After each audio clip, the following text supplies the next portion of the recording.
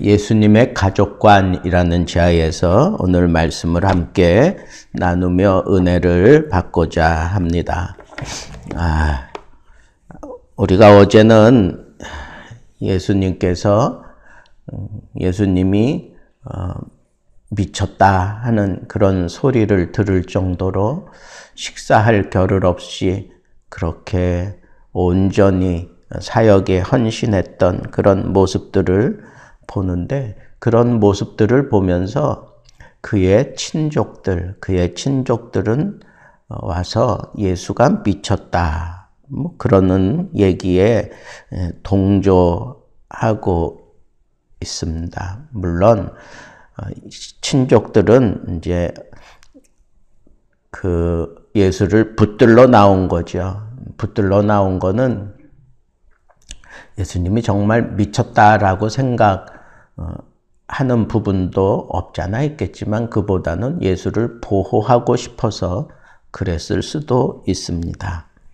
그런데 예수님께서 사탄이 사탄을 공격할 수가 없다, 그리고 성령 모독 죄는 사함을 받지 못한다 하는 그런 답변을 하면서 예수 그리스도의 이 사역은 참 메시아 사역임을 거듭 강조했습니다.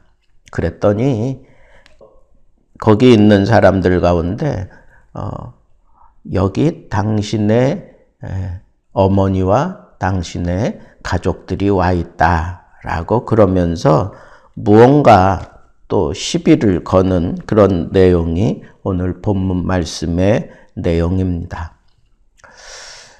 근데 예수님께서 당신의 어머니고 당신의 가족들입니다. 동생들 그리고 누이들이 밖에서 있다, 그렇게 얘기를 하면서 예수님의 말씀에 대해서 이제 뭔가 좀 반박을 하고 싶었던 거겠죠. 왜 이 가족들이 이 밖에 서서 당신을 이렇게 근심 걱정하는 눈치를 보겠느냐.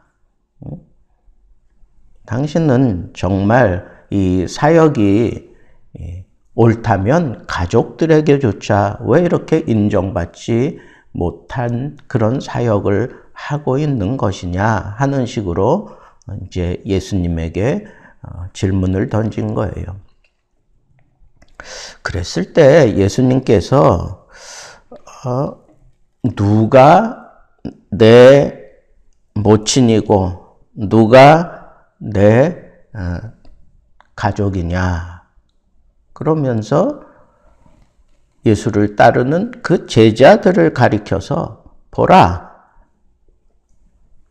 내 가족과 내 모친이다 라고 하는 그런 식으로 얘기하면서 내 아버지의 뜻대로 행하는 자가 내 형제요 자매요 모친이다 라고 그렇게 마태복음에는 그렇게 분명하게 얘기를 했습니다. 오늘 말씀에도 마가복음 누구든지 하나님의 뜻대로 하는 자는 내 형제요 자매요 모친이니라 라고 그렇게 얘기를 하고 있습니다.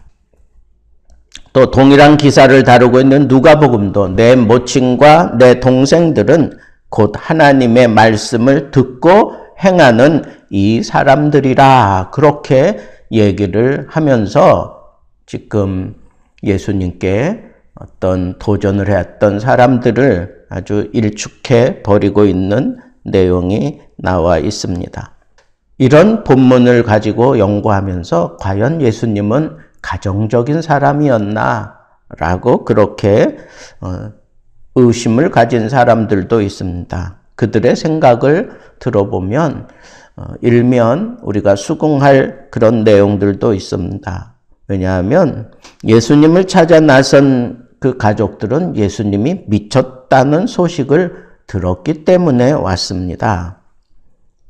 그 얘기는 가족들에게 상당히 근심, 걱정거리가 되었다는 얘기 아니겠습니까? 그리고 예수님은 어릴 적 12살 때에도 잃어버렸다가 다시 찾게 되었을 때 아주 단호하게 그런 말씀을 했어요. 내가 내 아버지 집에 있어야 할 줄을 몰랐느냐라고 그렇게 반문을 했습니다.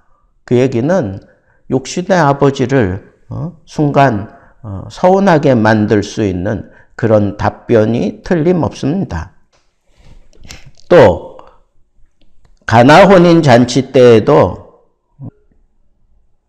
이적을 베풀어 줄 것을 요구하는 그 어머니를 향하여 여자여, 아직 내 때가 되지 않았다, 이런 식으로 그렇게 대답하기도 했을 뿐 아니라 또 이적을 행하신 후에 형제들과 제자들과 함께 가버나움에 내려가 거주하게 되는데 거기 여러 날 계시기를 원치 않으셨다라고 그렇게 표현을 해요.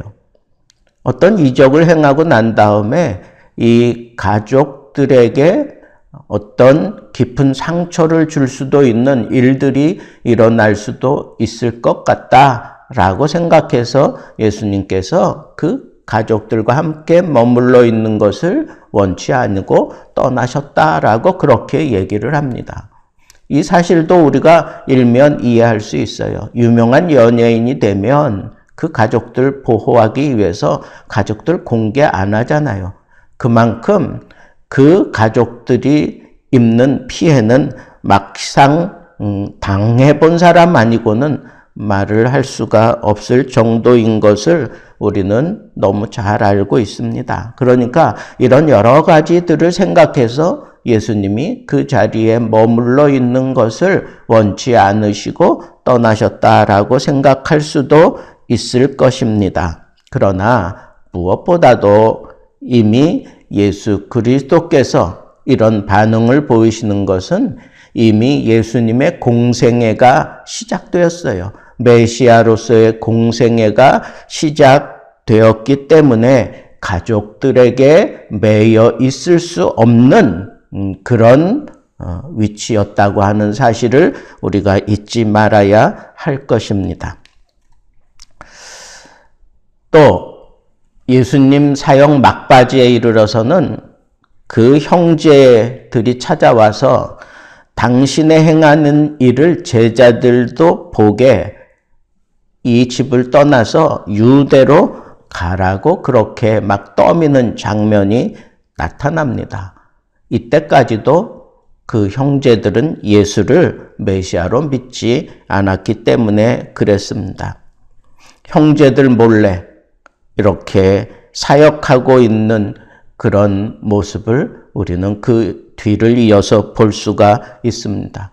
이것이 이 가족들과의 어떤 불화 때문만은 아니고 그 가족들에게 이를 수 있는 그런 불이익이나 여러 가지 거북스러운 일들이 가족들에게 이르기를 원치 않아서 예수님께서 이렇게 홀로 사역하고 있다고 우리는 또 생각할 수도 있을 것입니다. 저는 오늘 본문 말씀을 이렇게 살피고 또 곳곳에 나타난 예수님과 가족들 간의 이런 본문 내용들을 이렇게 유심히 살펴보면서 제가 이런 생각을 했습니다. 예수님께서는 가정이라고 하는 울타리에 매여 있을 수는 없었지만 상당히 가정적인 그런 예수님이었구나라고 우리가 생각을 하는 것은 예수님께서 이렇게 예를 들고 그럴 때 육신의 부모도 섬기지 못하겠거든 하물며 보이지 않는 하나님을 섬긴다는 것은 말도 안 된다 하는 그런 교훈을 예수님이 가르쳤습니다. 예수님이 이렇게 정말로 부모는 섬기지 않으면서 이런 교훈을 하실 수는 없는 겁니다. 고르반에 대해서 그렇게 예수님께서 말씀을 풀어낸 것을 보면 예수님은 정말 최선을 다해서 부모를 섬겼던 사람이라고 우리는 받아들일 수 있습니다.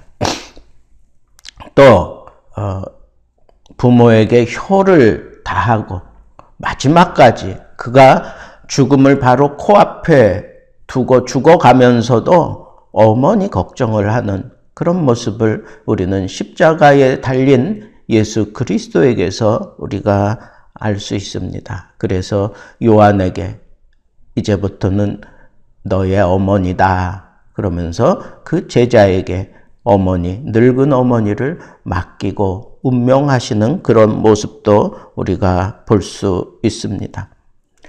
이런 것들을 볼 때 예수 그리스도께서는 이렇게 가정이라고 하는 울타리에는 얽매여 있을 수 없는 그런 존재였습니다. 메시아였기 때문에.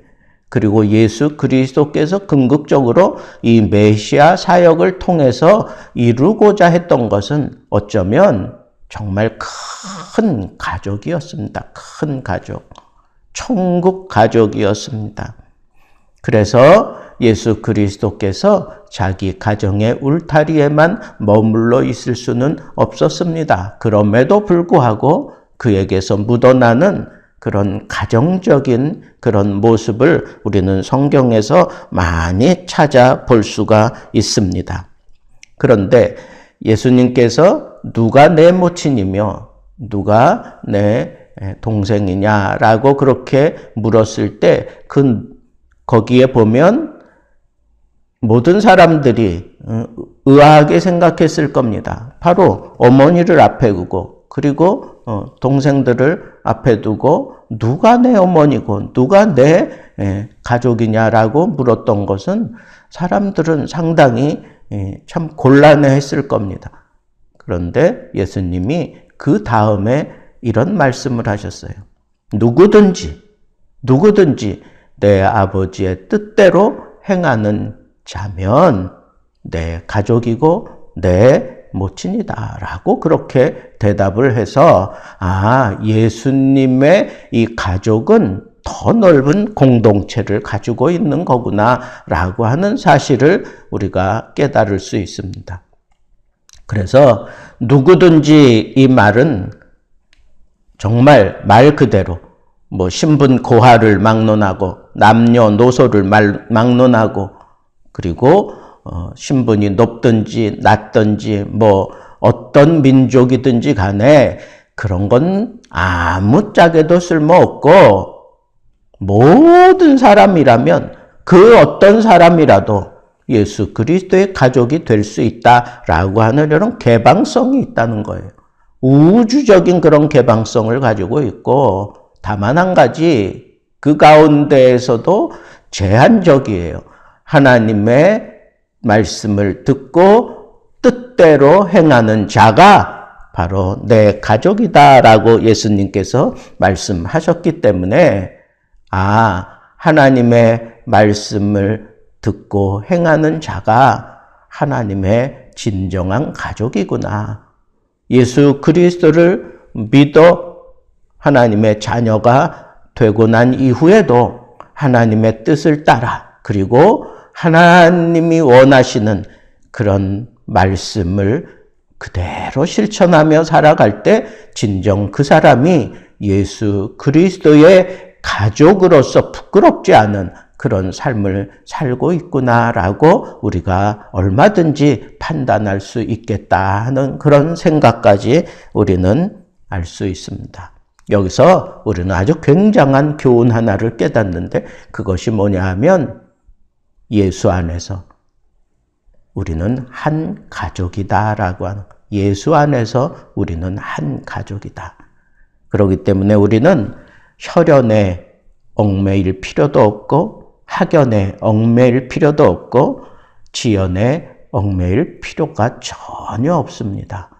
그저 예수라고 하는 이 말 한마디에 우리는 가족 의식을 가져야 하고 가족과 같이 생활을 해야 되고 그 가족인 줄 알고 서로 돌보고 사랑하며 말씀대로 그렇게 은혜를 서로 나누며 살아가는 그런 가족 공동체임을 늘 의식하며 우리는 살아가야 할 것입니다. 그래서 이 가족 공동체가 튼튼하게 그렇게 세워져 가는 것은 오로지 하나님의 말씀에 순종하는 데 있다고 하는 이 사실을 생각하면서 하나님의 말씀의 잣대를 가지고 이 가족 공동체에 어떤 힘을 불어넣고 그리고 긍정적으로 이끌어주고 그리고 서로 격려하는 그 말씀을 앞세우고 말씀으로 말미암아 이 가족 공동체를